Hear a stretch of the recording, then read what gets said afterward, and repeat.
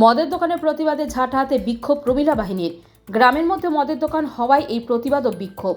মদের দোকানের ফলে এলাকার পরিবেশ নষ্ট হবে, তাই কোনোভাবেই মদের দোকান করতে দেওয়া যাবে না, এই দাবি তুলে বিক্ষোভ দেখালেন মালদার ভূতনি থানার ডোমনটোলা এলাকার মহিলারা। ঘটনায় মদের দোকানের সামনে তুমুল বিক্ষোভে ফেটে পড়েন গ্রামের মহিলারা। পরিস্থিতি সামাল দিতে আসা পুলিশ কর্মীদের সাথে ধস্তাধস্তি পরিস্থিতির সৃষ্টি হয়, যদিও বিশাল পুলিশ বাহিনী পরিস্থিতি সামাল দেয়। ভূতনি ব্রিজ সংলগ্ন শঙ্করটোলা এলাকায় মাস কয়েক ধরে একটি নতুন মদের দোকান খোলা হয়েছে। সরকারিভাবে অনুমোদন পেয়ে এই মদের দোকান হয়েছে বলে দাবি দোকান মালিক কর্তৃপক্ষের।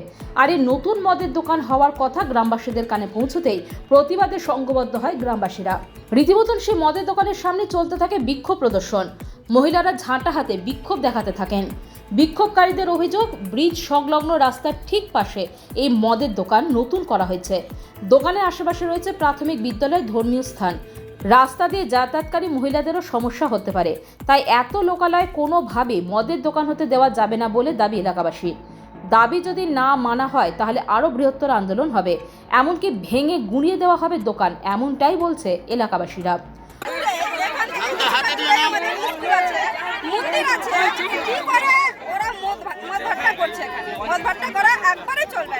আর এখন আপাতত মদ ভাট্টা বন্ধ থাকবে যতক্ষণ আমাদের সিদ্ধান্ত না নিচ্ছে মদ ভাট্টা বন্ধ হবে। নবীন মণ্ডল গঙ্গা ধরেছেন। জানতে পারলেন কি করে এটা মদের দোকান হবে? মদ বিক্রি করছে,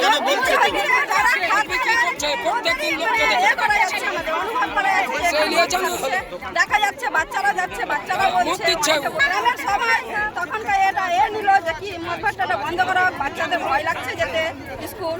তাহলে কি মদের দোকান হতে দেবেন না? আমাদের আজকের প্রতিবাদটা হচ্ছে যে আমাদের গ্রামে এবার শিক্ষা প্রতিষ্ঠান আছে, এখানে দেবীর মন্দির আছে, দুর্গা মন্দির আছে। দুর্গা মন্দিরের সামনে রাস্তার মেন রাস্তার পাশে আমাদের স্কুল থেকে ঢিলছোড়া দূরত্বে মদের দোকান ফাঁসিয়েছে। এই মদের দোকানকে আমরা বন্ধ করতে চাই। আমরা কোনো হালে এখানে মদের দোকান চলতে দেব না। কারা করছে মদের দোকান করছে নবীন মণ্ডল। নবীন মণ্ডলের বাবার নাম হচ্ছে মৃগাঙ্ক মণ্ডল, বাড়ি ডোমনটোলা, শঙ্করটোলা দুটোই। জানতে পারলাম যে প্রথমে যখন এখানে বাড়ি দিচ্ছিল তখন বলছিল আমার মেয়ের বাড়ি কাটাহাদিয়ারাতে ওখানে নদী ভাঙন হচ্ছে, নদী ভাঙনে আমার মেয়ের বাড়ি গঙ্গা গর্ভে চলে গেছে, তার জন্য আমরা এখানে বাড়ি তৈরি করছি। তারপরে হলো কি যে আমরা এখানে একটা দোকান দিব, মানে হার্ডওয়্যারের দোকান। তারপরে বলছে যে কুরকুরার দোকান হলো। কুরকুরার দোকানের পরে এবার যে নবীন মণ্ডল আছে, নবীন মণ্ডল গ্রামে গঞ্জে এখানে রোডে বাঁধে সবাইকে বলে বেড়াচ্ছে এখানে আমাদের বিয়ার বার হয়ে গেছে, আপনারা আসতে পারেন, বিয়ার খেতে পারেন, মদ খেতে পারেন। কি দাবি আপনাদের?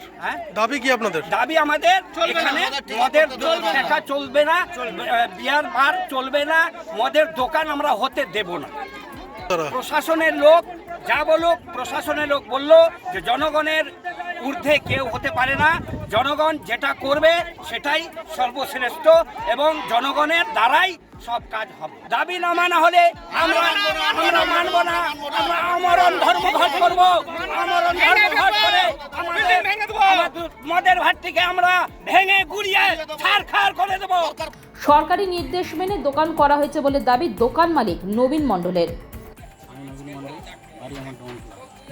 আমি রেস্টুরেন্ট কাম বারের লাইসেন্স পেয়েছি, কোনো মদের ভাটির লাইসেন্স পাইনি। আমি জাস্ট রেস্টুরেন্ট কাম বার অনুমতি পেয়েছি। আমি 6 মাস ধরে ব্যবসা করছি। ধর্মগঞ্জ উনি পোস্টমাস্টারের সরকারি চাকরি। আমার সাথে সে মতো কোনো শত্রুতা নয়। আমি ওই এলাকার ছেলে, আমার প্রতি একটা ওর হিংসা।